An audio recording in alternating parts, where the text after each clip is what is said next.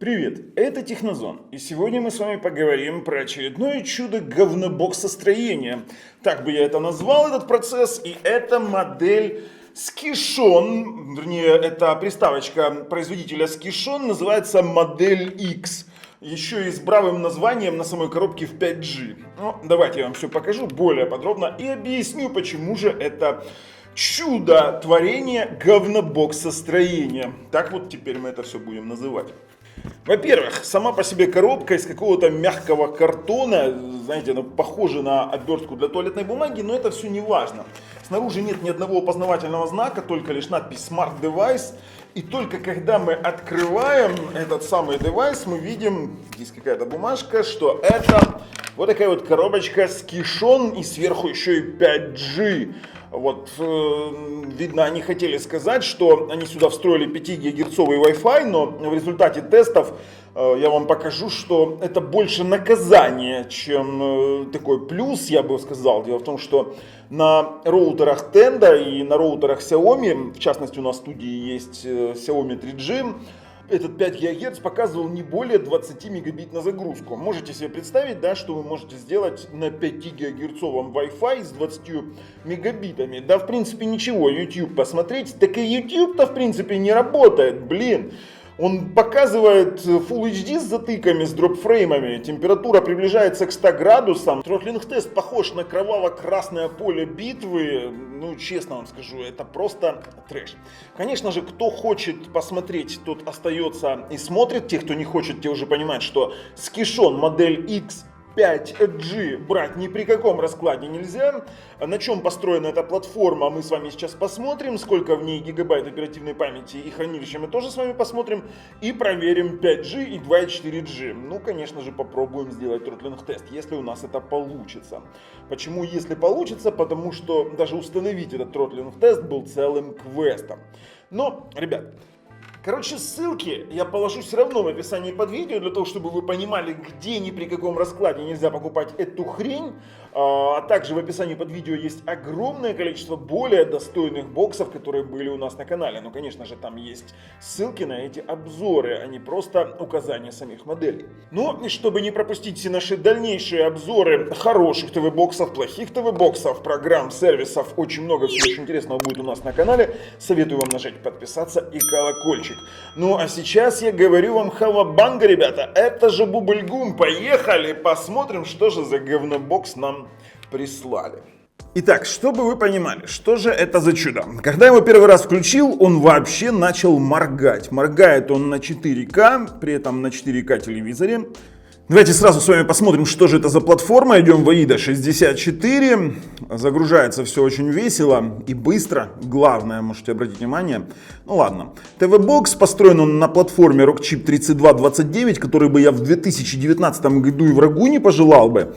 2 гигабайта оперативной памяти и 16 гигабайт хранилища, из которых доступно 12. Ну, это так, грубо говоря. Центральный процессор 4-ядерный ARM Cortex A7. Это просто жесть уже. Это 32-битный процессор до 1,464 гигагерца, до 1464 мегагерца. За отображение у нас отвечает Mali 400, это просто трэш.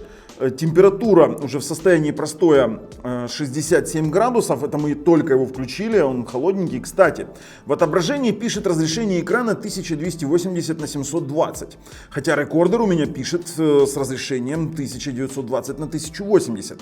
Даже при подключении к телевизору 4К он будет все равно выдавать разрешение экрана 1280 на 720, даже если вы будете принудительно менять.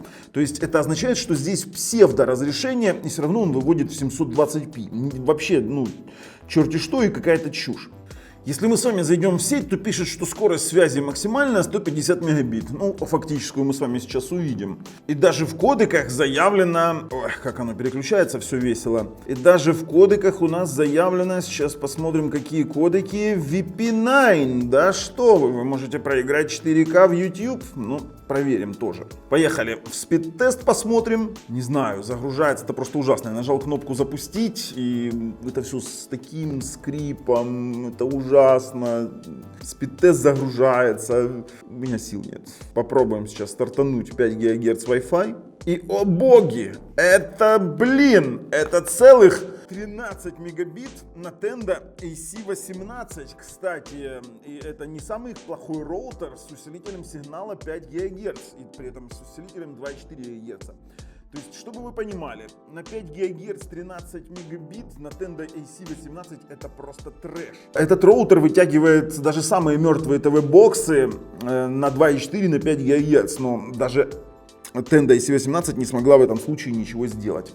Все-таки я думаю, что такой показатель скорости на 5 ГГц, знаете, 5G, надпись на коробочке, это больше издевательство, чем, знаете, наказание для тех, кто купил этот ТВ-бокс. Еще целая трагедия выйти из этого приложения, а вот теперь меню даже не переключается, все это пошло лагать. Давайте же попробуем YouTube, например, поиграть, посмотрим, как он 4К заявленных на VP9 проиграет. YouTube открывается достаточно долго, я уже сижу, наверное, с минуты полторы. Загрузка YouTube это нечто.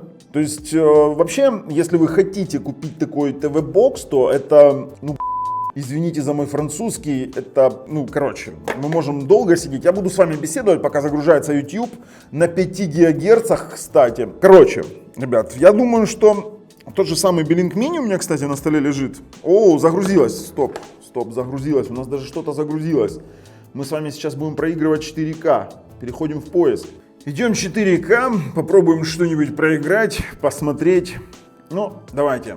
Пресловутую Косту-Рику запустим, конечно. Помучаем ее немножечко. Вот диагностическое окошко у нас сразу.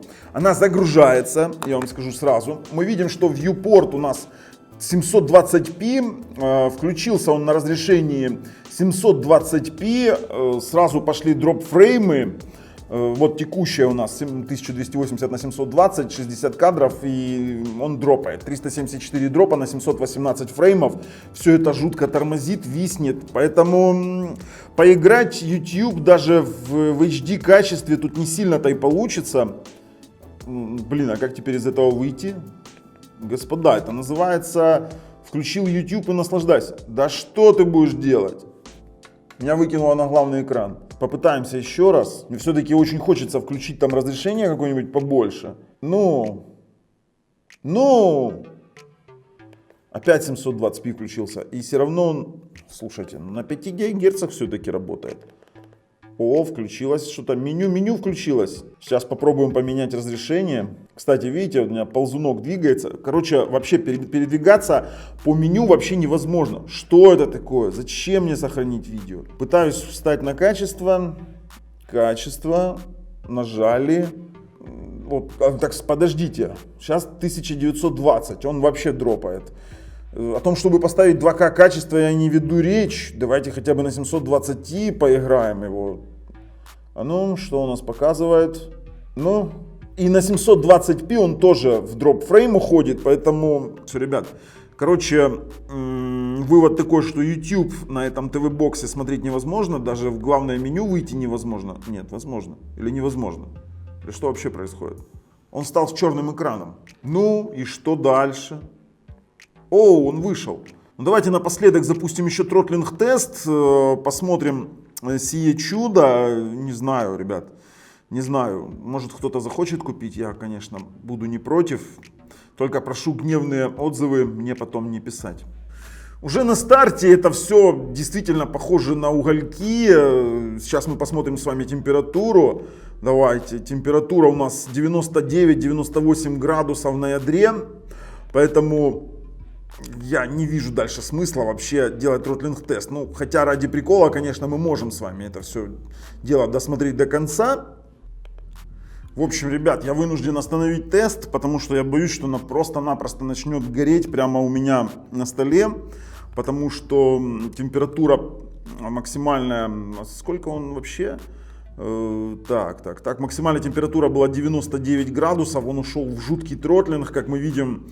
Что на экране, то здесь примерно и на столе, оно такое же горячее, сумасшедшее, его в руках держать невозможно. Поэтому я тротлинг-тест, к сожалению, доделать не могу. Эту коробку просто 5 ГГц, вернее, как там, Skishon X5G. Блин, и выйти в главное меню опять тоже не получается. Ребят, вести речь о том, чтобы запустить хоть какое-нибудь телевидение на данной коробке, либо какой-нибудь фильм, я вообще не буду, потому что в простой сейчас она показывает 98 градусов, это очень жесткие показатели температуры, 99, при том, что приставка не работает даже на полную мощность, то есть она показывает неполную загрузку процессора, 68% загрузки и 99 градусов у нас 100. Пошла температура на 100 градусов. Все, я готов проходить и прорезюмировать это все действие, потому что у меня терпение все лопнуло, не могу. Вот такая вот чудо приставочка, венец говнобоксостроения. Они, конечно, попытались что-то в 2019 году продавать на базе процессора Rockchip 3229, хотя это уже просто делать нельзя. Эта приставка не способна воспроизвести ничего. Для тех, кто захочет баловаться с какой-нибудь электронадстройкой, возможно, она и пойдет, но это просто трэш. До 100 градусов я дошел, она тротлит невероятно, 5 ГГц здесь не работает, ничего воспроизвести невозможно. Выводит она во viewport 720p, поэтому я считаю, что это не приставка, а полная И само собой, уже по традиции мы отправляем ее в окно, выкидываем в окно и делаем из нее приставочку Окно ТВ. Аривидерчи.